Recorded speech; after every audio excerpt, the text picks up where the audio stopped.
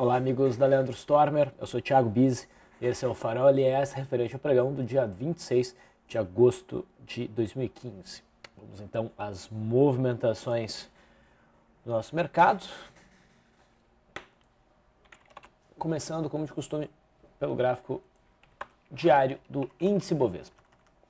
Então, nós vimos o índice derretendo nesses últimos pregões, né, em especial na segunda-feira. Né? Isso trouxe o mercado a testar aquela zona de suporte bem importante, entre os 45 e 44 mil pontos. É uma zona onde a gente esperava que houvesse uma reação altista. Ontem o mercado tentou essa reação, mas fechou num candle um pouco feio. Né? E hoje o mercado conseguiu produzir um candle mais consistente, mais sólido de alta, né? Que vai gerando, a partir de agora, realmente uma expectativa de repique. Tá? Não é, do meu ponto de vista, o melhor tipo de sinal para um retorno à média, porque o mercado já apresenta um stop muito caro em relação a essa mínima aqui, né? O ideal mesmo era o mercado ter fechado bem próximo da mínima aqui, depois ter formado um martelo, ou já ter apresentado esse candle aqui embaixo. Seria um cenário muito mais interessante. Tá? Mas dado o ponto onde está se dando esse sinal, a gente não pode ignorar. Esse pode ser o fundo dos próximos anos. Né? Então, do ponto de vista de gráfico de índice Bovespa, valeria a pena começar a apostar em alta. Né? Um próximo sinal que poderia vir seria a formação de um pivô. Tá?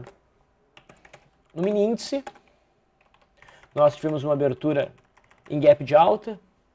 O mercado ficou desenhando aqui um primeiro movimento, tentou o rompimento por duas vezes e voltou para dentro. Acabou segurando na primeira fronteira do gap. E a partir desse candle aqui, do candle meio-dia e 15, é que ele gerou um rompimento um pouco mais claro. Tá? Eu não gostei muito do rompimento. Conforme eu mostrei na live, eu estava esperando a superação dessa máxima para uma entrada. A superação da máxima não aconteceu, o mercado voltou para dentro. E se eu tivesse entrado aqui, eu teria sido estopado pela média móvel de 9. Pelo método Leandro, houve entrada aqui e houve uma segunda entrada aqui. Pelo método Leandro, a operação fluiu muito bem.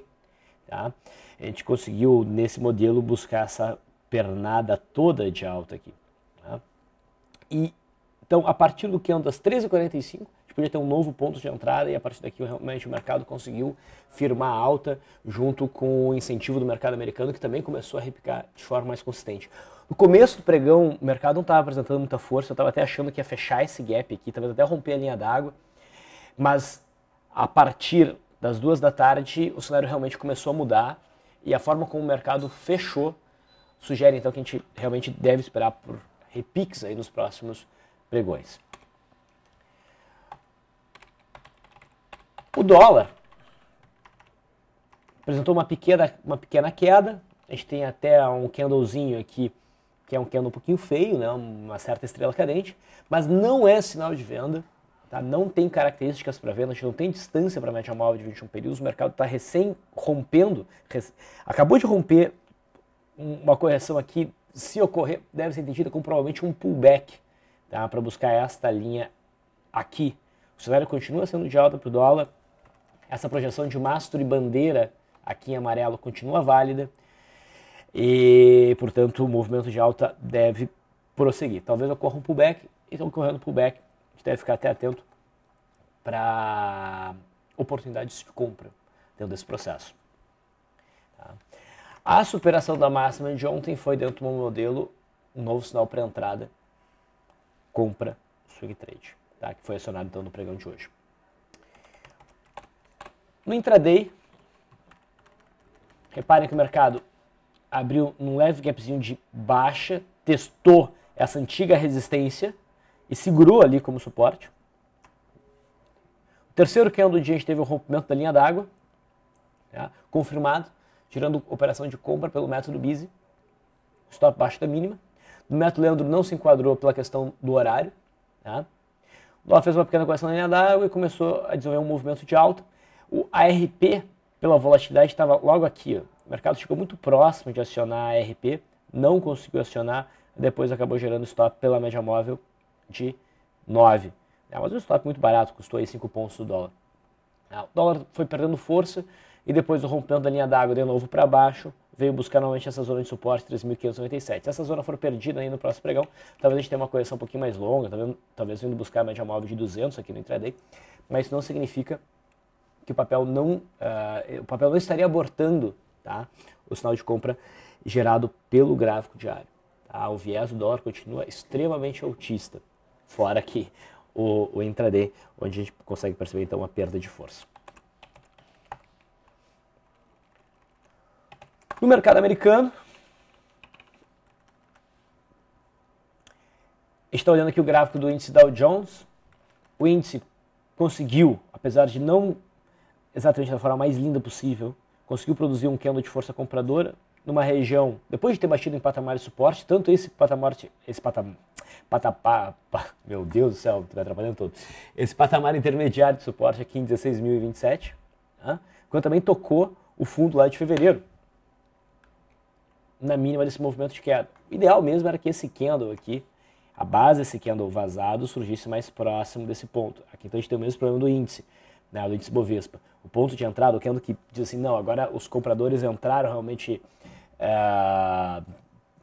estão se apresentando de forma consistente, nos oferece um stop muito longo. Mas é um ponto que não deve ser desperdiçado. Tá? Tem um bom espaço até a média móvel de 21 períodos, até inclusive a média móvel de 9. Percebe que até em relação à média móvel de 9 ainda é uma boa distância. Então provavelmente o movimento de alta aqui vai ainda ocorrer nos próximos dias. Tá? No S&P 500 futuro, basicamente a mesma coisa.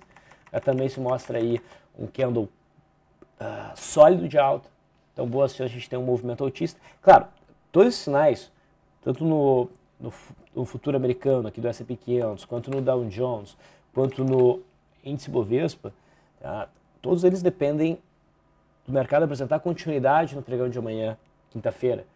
Como? Superando a máxima de hoje, quarta-feira. Ok? E o juro, assim como o dólar, começa a perder um pouco de força, deve andar de forma meio lateral aí nos próximos pregões, possivelmente formando aqui uma ilha. O suporte mais próximo agora é esse fundo, mais próximo e mais consistente, tá? Por volta dos 3.720. Os papéis, a Vale forma hoje um candlezinho que abre espaço para algum movimento de repique, mas ela ainda está numa situação delicada, ainda está se formando aqui uma ilha que pode dar continuidade ao movimento de queda. Tá? Essas ilhas geralmente têm 3 a 4 candles, e daí se o mercado, depois de fazer isso, manter o gap aberto e romper para baixo, teria um sinal muito forte de venda para Vale. Tá? Só acreditaria no movimento de alta para Vale, ou só estaria disposto a me expor a um movimento de alta na Vale se ela conseguir produzir um bom movimento de alta que traga ela de novo para cima dos R$14.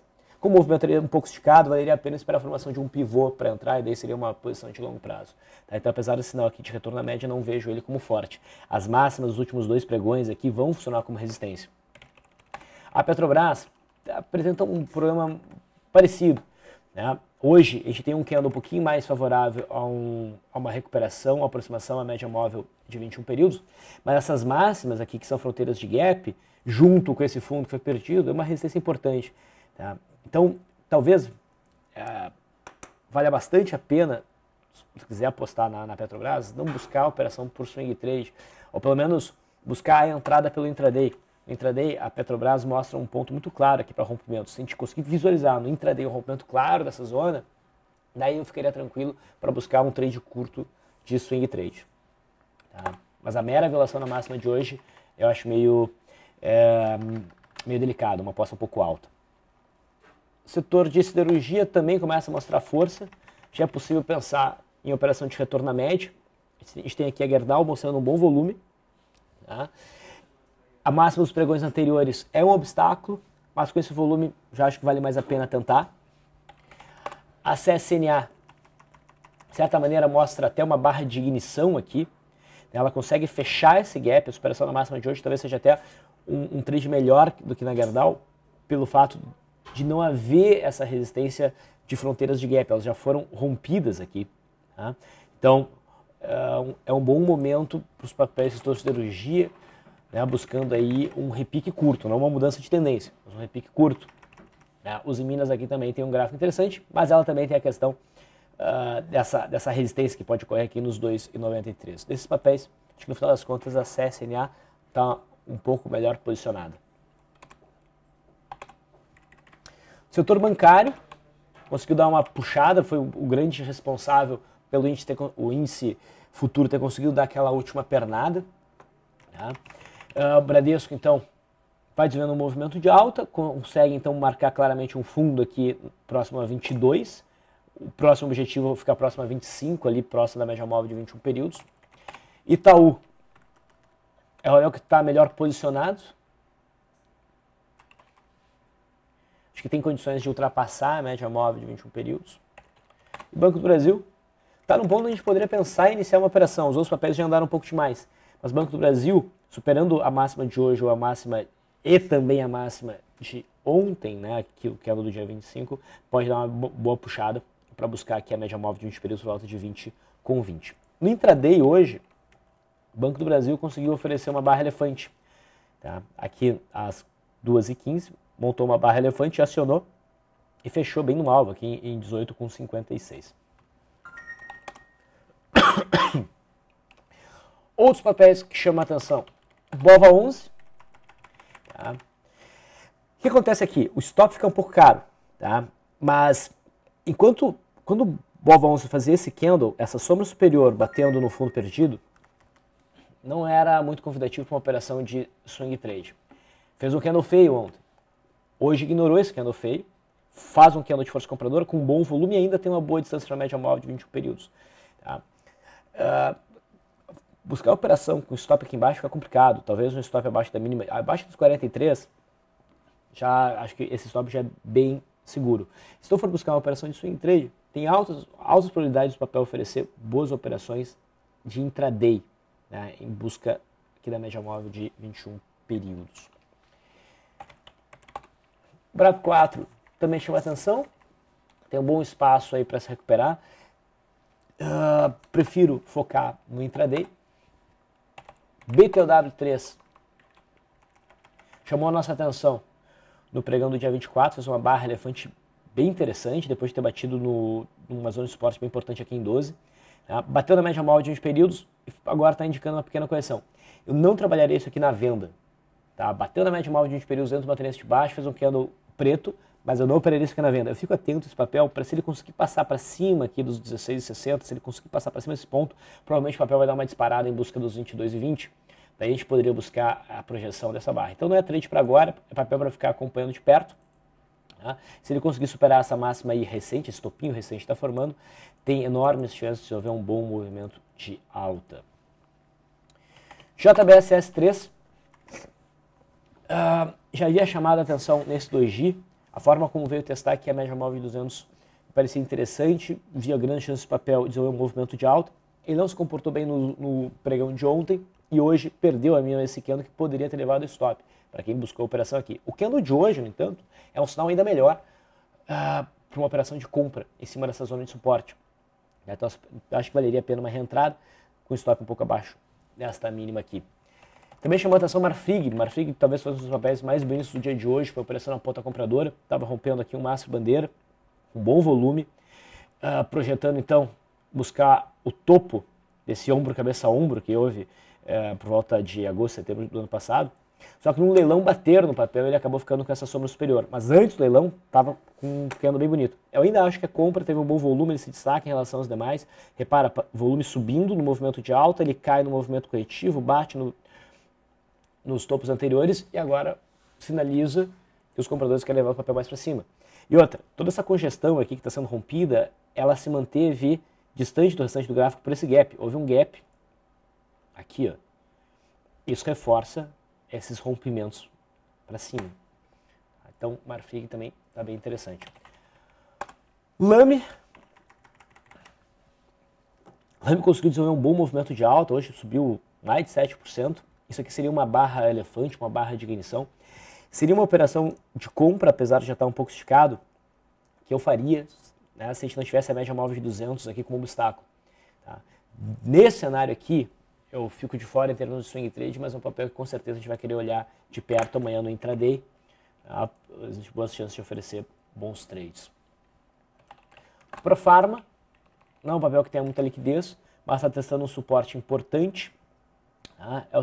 Aqui, agora monta um candlezinho interessante, esperação na máxima pode levar a uma recuperação. Mas pelo volume, não é o papel mais interessante. Acho que o papel mais interessante do pregão de hoje, no final das contas, é Smiles. Tá? Acho que foi se não foi no farol de ontem, foi no bate-papo de abertura de hoje, que eu mencionei que a gente deve ficar bem atento a Smiles, porque ele estava se aproximando de uma zona de suporte importante, né? Aqui em 46,40, com uma boa distância para a média móvel de 21 períodos. Conseguiu formar um martelo totalmente fora da banda, com bom volume. E repara que eu sempre digo que a fronteira do gap é um obstáculo, tá? Mas ela está distante. Essa fronteira do gap junto com a média móvel de 200 está a mais de 4% do ponto de entrada. Então, isso é mais do que 10% da média da volatilidade, que torna-se um trade tranquilo. O primeiro obstáculo está depois da RP. Então, parece uma operação bem boa para ser feita. Outro papel que chamou a atenção foi Embraer. Ela não deu um ponto de entrada nem em swing trade e no começo do pregão nem no intraday, mas conseguiu desenvolver um bom movimento de alta, os moldes aí de Lame 4. E isso aqui é uma barra de ignição e há uma certa distância para esse obstáculo, essa conjuntura de médias. Tá? A gente tem mais ou menos 2,7% para chegar nessa região, é um pouco menos do que a volatilidade, o alvo da volatilidade. Então, é um trade menos interessante, né, do que Smiles.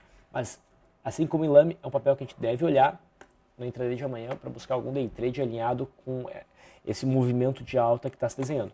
No intraday, a gente teve um power breakout. No candle aqui das 4 horas, o papel conseguiu romper um power breakout e conseguiu oferecer aí um ganho de 1% até o fechamento. Em termos de swing trade foi isso. Se a gente for falar de day trade, nós já falamos ali de Banco do Brasil, já vimos aí o power breakout em Embraer. BBSC3 havia gerado um rompimento de linha d'água bonito no intraday, mas a operação acabou não fluindo, teve um stop aí de mais ou menos 1%. JBSS3 também gerou um rompimento de linha d'água, chegou próximo da RP, mas depois o papel virou e acabou gerando um stop pela média móvel de 9. Vivt4 ofereceu uma barra elefante no começo do dia, bem posicionada até, acionou, passou a maior parte do pregão desenvolvendo aquele padrão de contração, aquele gift em contração, dentro do qual eu não gosto de ajustar stop pela média móvel de 9. Tá? E no final do pregão conseguiu desenvolver um movimento favorável, mas não chegou a oferecer um ganho tão grande. Tá? Mas o trade até que andou. Detex, o trade que a gente pegou mais pro finalzinho, junto ali com o Banco do Brasil, montou um ombro, cabeça, ombro invertido no intraday e rompeu às 13h30. Conseguiu oferecer um ganho de uns 2%, o que era mais ou menos o alvo pela volatilidade. E esses foram os papéis que mais chamaram a atenção no intraday de hoje. Então eu fico por aqui, até o farol de amanhã.